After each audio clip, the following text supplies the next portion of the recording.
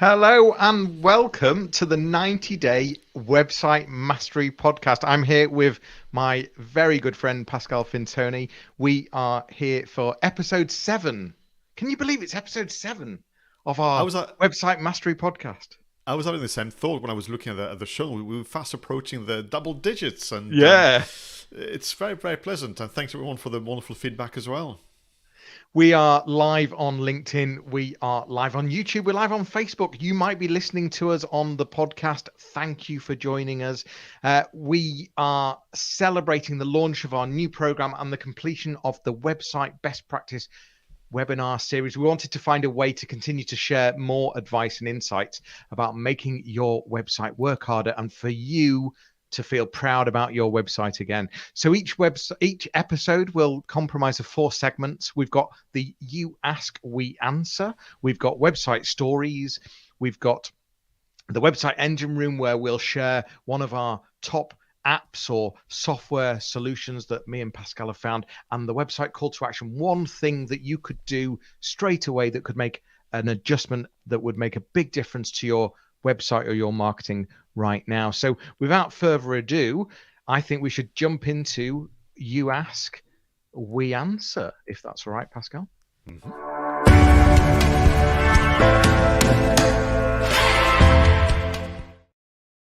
So this is all about one question that you've submitted addressing our community that maybe you and I have been asked during our work or that we researched online. And very recently, I was helping somebody with regard to moving on from a website that was self-built using a template to finding an agency or a freelancers. And the question was as follows: how do I find the right person to build my next website? ?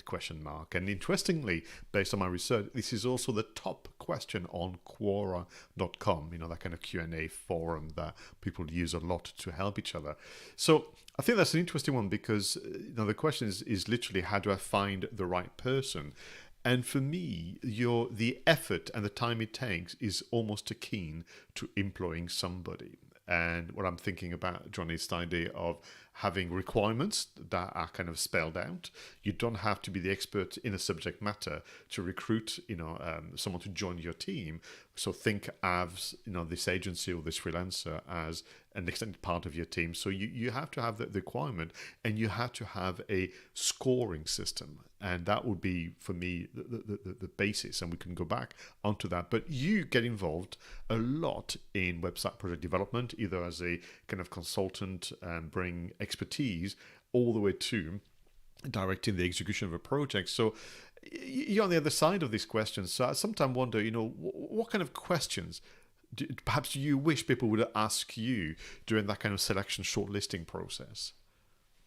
Well, I think you've actually nailed it in one word, which is the requirement. And yes, there are certain questions that I would love a client to be asking, but actually what I'd much rather see for someone that's wanting to buy a website is a brief, and a really good brief. And so how do you choose the right supplier? How do you find the right person to buy a website from, to build a website? For me, it's about actually having a really good brief before you even go out. It's a bit like, how do I find a builder to build my house without any architect's drawings? In my opinion, it's about having some architect's drawings first, which is what happens in the building trade. You then go to market to say, here's what I want. Can you do it? And what's the cost, and what's the ins and outs, and can we get some references, and et cetera, et cetera. So actually, I think all of the detail and all of the secret and the success to this is in the brief itself. And then, of course, the scoring, the selection process, the due diligence. But for me, the big piece is the brief. That's interesting. But then you get sometimes someone says, I don't know what I want. I'm starting from scratch. Sorry to cut you out. Yeah. There. And do you know what happens? I run away. So I'm like, yeah. Here I am representing the side of the future, paying customer and web, manager. don't be afraid to start to go to market saying, I don't know what I want. But then what you could do as part of your selection process, say to somebody like Johnny, so how do you go about helping someone like me, starting with the blank piece of paper? What is your process to help me get to a position where I am clearer about my requirement? That could be actually a very important conversation to be had. And you may have to pay for that expert service, but I think that's a good question to ask. So yeah, again, I think you've demonstrated that well in terms of actually, perhaps instead of asking the question, can you build me a website? And then I turn around and say, okay, what do you want? And then they say, well, I don't really know. Actually, the better question is, can you help me decide what website do I need? What website do I want? And that's a whole process in itself. So it's you've got to, as a buyer, you've got to protect yourself. The problem is, I mean, if you go back in the olden days, if you didn't ask for a website that works well on mobile, you wouldn't have received a website that actually worked well on mobile. It would have looked good on desktop and all of the designs would have looked nice, but no one would have thought of mobile. And it was only sort of after launch and that transition where, over 50% now use mobile, that people say, well, hang on, it doesn't work on mobile. And the web designer says, well, you never asked for it to work on mobile. And that unfortunately still happens in the industry, not necessarily on mobile, but if they never assume assume that everything's included, because actually very little's included depending on who you're using and the process. So it can be a bit of a minefield, but it's about investing in that initial stage to really feel that what's been agreed is actually what you really want. Yeah, and I think for me, and I was researching because I've got it somewhere, and that's one of the templates we share actually on the 90-day website mastery program, because it is that relationship between the people who are going to be dealing with you and serving you, the platform that you're going to get as a result, but also the project management. And within project management, you've got the questions around how do they communicate? What is their preferred way to report back to you? And vice versa. What would be the different milestones? But within that, inclusions, exclusions. Think of it almost like buying insurance, and you want to know what's in and what's out. And therefore, for me, the message, before we move on to the next segment, is that actually it takes time. If the question is, how do I find the right person to be on my next website, it takes time, and these are the stages of requirement or getting support to express those requirements. I mean, one tactic that you could use is to go on a platform like Indeed.com and the others and look for job descriptions of a typical web designer, and in there you're going to have lots of hints. Then you can do some research on what would be, you can Google this stuff and ask the question of what should be part of a website project. You can really inform yourself without necessarily being the the expert. That's what you're going to buy into, and once you have a closer, a vision of what it looks like, then of course you can ask the other party to storytell. So I would ask Johnny, tell me about, how you did this project. Or if I go on your website, Johnny, and I find some examples website project, I say, tell me more about the journey that you went through. And then finally, I would definitely ring the businesses who've had the website design, because I want to know, warts and all, what was it like to work with this individual? Absolutely. Now, okay. Listen, time is against us because this is, of course, our short form content. So let's move on to our next segment, website stories.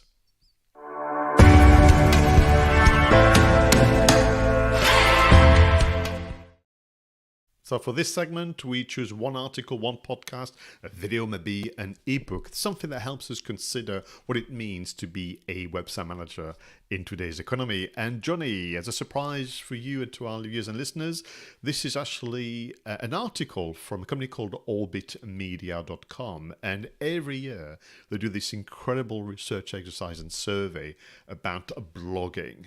and they interview their members, over 1,000 bloggers, about strategies and tactics that work well. So we're going to put the hyperlink in the show notes because it is actually quite a lengthy article, but take your time. It's really, really quite interesting. And I've picked three strategies, Johnny, to get your reaction on. So number one is around length, or the number of words. And according to the blogger community, linked to Orbit Media, the more words you have, the more, of course, you can expand on a point, the better the results. And it seems to be that 1,500 words plus, all the way to 3,000 more, gets people, the right results. That's number one to get your action on. Number two is the kind of content that gets to better results.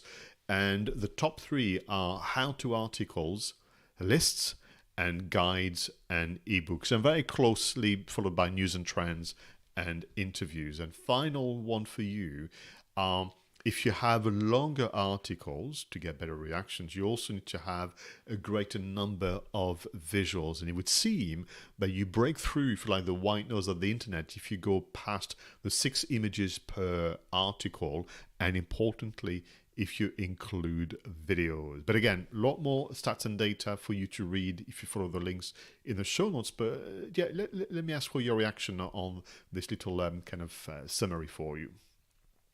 Well, yeah, it makes sense, because if you look at one of the key metrics in Google Analytics 4 is engaged sessions, and one of the things that's around is how long someone spends on the page, but more so, how do they scroll, how do they, what exactly do they do on that page?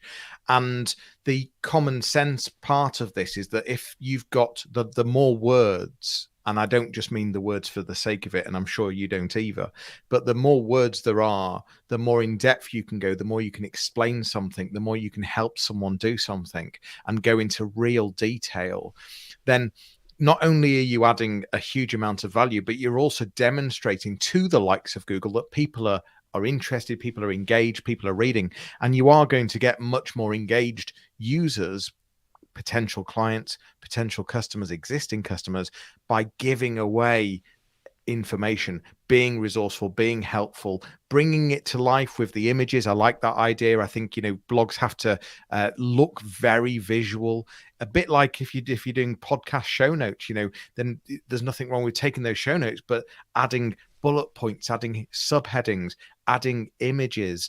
And if you are going to have a couple of thousand words, you are going to need a good 6 or 7 pictures to break that content up. So a lot of it makes sense to me. At the same time, I want to put a tiny disclaimer there. Well, 2 things. First of all, don't just add words for the sake of it. But secondly, some of the best blogs can sometimes be a couple of hundred words.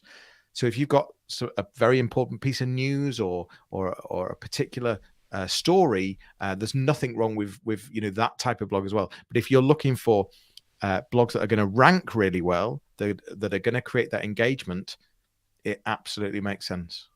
Yeah, and I think you remind us that you've got to mix things up, right? You've got to go for that, let's call it micro blogging, hundreds of words that has that kind of hard-hitting reveal announcements or update, and then you've got that more kind of thought-provoking, someone that can be read again over, or we can follow the how-to guides to take action with our business. For me, it's about this idea of also breaking out of the habits, maybe of a blog with a lead image, some copy, we break the paragraph with some H1s, and then a call to action at the end, and go back to this idea of what would you do if this was a slideshow, or what would you do if this was indeed a video? You would storyboard, you would do all of that, so you can make things up. One thing that we mentioned actually in previous sessions was this idea of go back to your stats, find maybe those articles that are already performing well, and kind of ask yourself the question, that's interesting, this article is doing well already and we are in the 1,200 words mark. I could maybe expand upon it. I could maybe, look for additional bit of information and take it over near the 2,000 words mark. And so maybe that's also that, because I can only imagine that people listening to thinking 3,000 words and literally like taking a breath back and thinking that's not for me. But perhaps that could be something that is built over time. Yeah.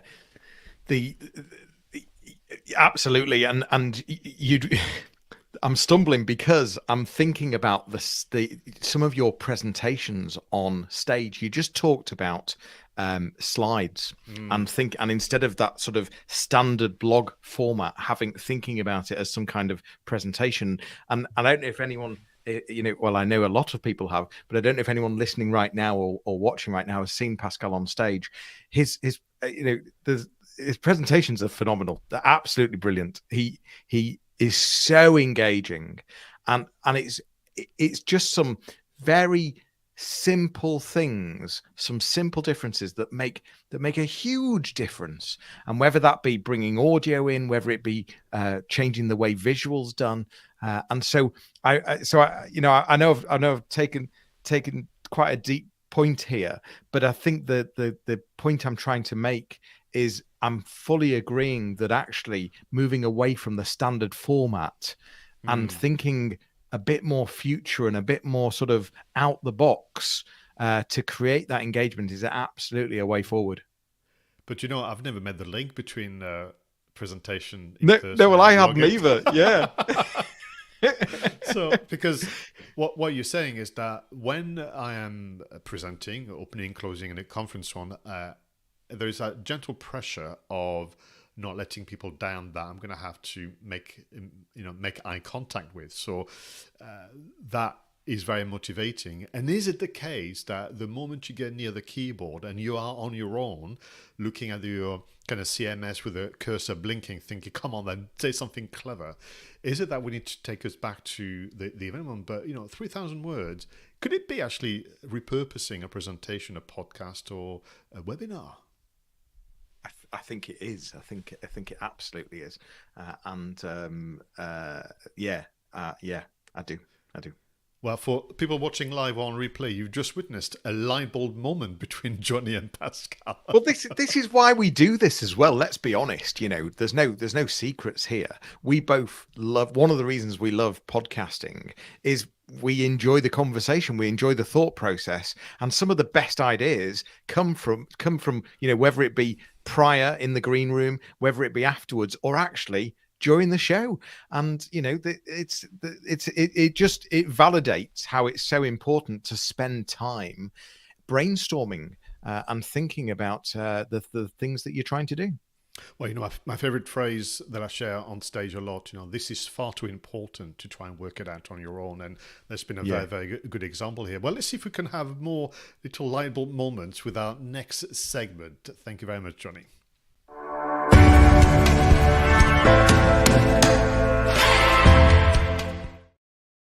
Now, in this segment of the show, I always look forward to it because it's always a big surprise about, maybe one app, one tech, one online solution that can make life easier as the website content creator and manager. So what is your selection for today, Johnny? It's not quite an app or a tool. It's more a tactic that I've got in store for you. And the tactic is really simple. Subscribe to competitors. So subscribe to their YouTube channel, subscribe to their podcast, subscribe to their blog, and see what's being said. I don't mean to necessarily copy, but I'm talking about taking the best of the best, or just to help you formulate ideas and to be in the know of what is going on with your competitors.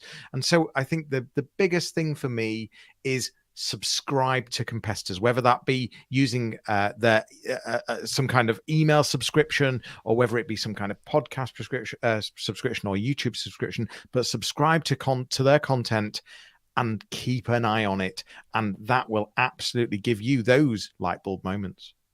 Yeah, and you could extend that rationale to the sector itself. So if there are some media companies for a fact are in a business of news and advice, membership type or organizations, so you link yourself to the ecosystem, which will include your competitors.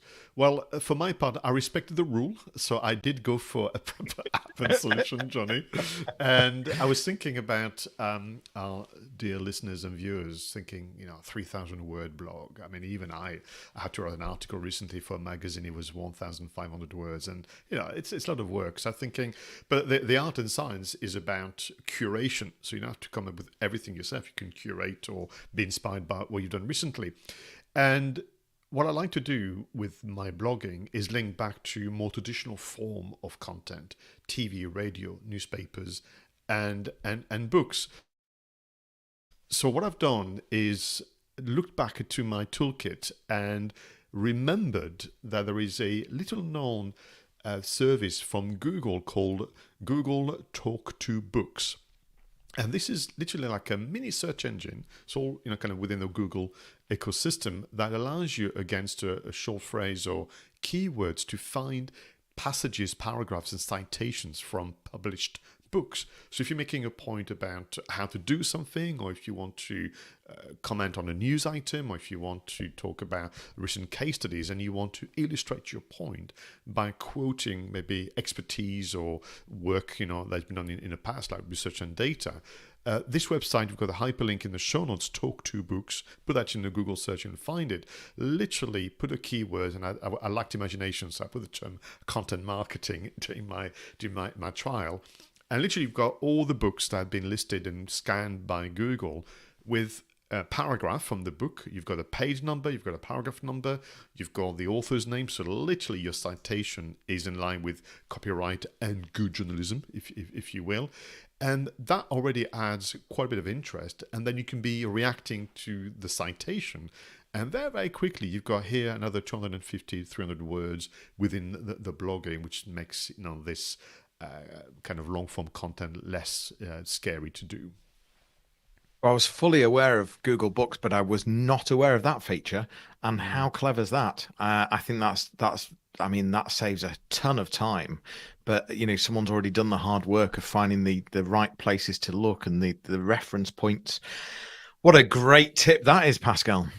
And I think for me, what is lovely is if you take your mind back to where Google began, which was the founders, Sergey Brin and Larry Page, who were looking for ways to save time writing essays so they can go to the student bar and flirt. So this business of citation, arcs back to, essay writing. You have to quote properly where you got the information from. And the way literally it's given to you as is. You can copy and paste and it's done properly. It's just so exciting.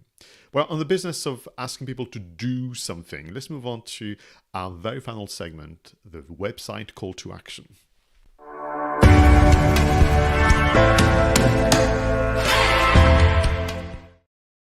All right, so this is about the one action, the one change, there's one small adjustment that can make a huge difference to your website. So, Johnny, what is your recommendation today?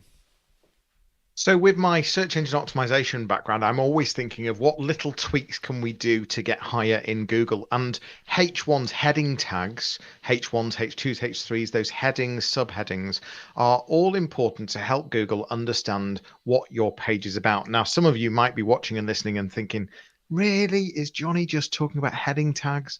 Well, yes, they're important. However, one of the things that's being talked about right now in the SEO community is around font size.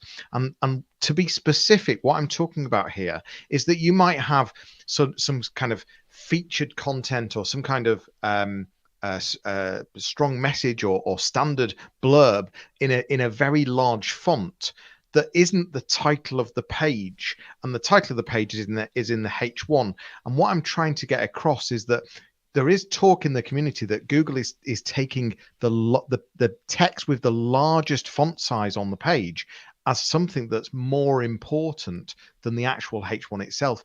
And as an example, I work with a law firm, and if you have a look at all of their pages, I work with many law firms, but taking one specific example, if you have a look at a lot of their pages, they'll have specific H1s, for conveyancing, for family, for all sorts of different types of law. But actually, their biggest message on all of those pages is meet the lawyer. So meet Lucy, meet Steve, meet Sally, and that text is larger than the H1, which is taking influence away from the H1. So my quick call to action tip for you to rank that bit better is to make sure that your H1 is the largest font size on the page. Pretty simple. Thank you so much. And that could be alongside checking which articles are performing best, and you can start with those and work your way through the whole of the website. Thank you very much. Very quickly, can you help us burst a myth or a half-truth? People saying, oh, if you put lots of H1s, your ranking will improve. That doesn't sound to me to be true. A page full of H1s is not going to help your ranking, is it?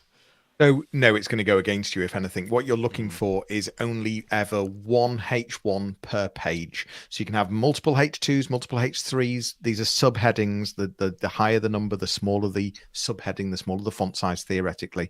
But yeah, there should only ever be one H1 on across every single page. There should be one H1, and they should be different. Every H1 should be unique as well, so that it's the heading of each page, and multiple H1s actually causes Google confusion and can cause a drop in ranks. Thank you very much. From your SEO specialism to my content marketing specialism, my call to action today is build up from last week. So last week we talked about doing searches that would mimic what your customers are going to look for about you and for you, and look at the people also ask and the related searches boxes. So what you should have done is done that, start to group them into themes, and then what I want you to do is, against those questions that people are asking, preparing for the future long form content, can you research the stats and the data that relates to those questions? And it's that easy to do. You put the same questions, but this time you go on Google Images. Because if someone's taken the trouble to do some data crunching, as we saw a moment ago with our friends from Orbit Media and Blogging Tactics, there would be graphics. Those graphics are images which have been tagged correctly because people know what they're doing, and they will be listed for you in Google Images. So it's a sure way to save time in finding the stats that you want to then be adding to your article on how to do something or how to understand something better. You've got the questions now. You need to start to put the ingredients together towards your future blog. And data is a wonderful way to add to what we call drama, which is the content you produce. Brilliant. Thank you for some great tips there. That brings us to the end.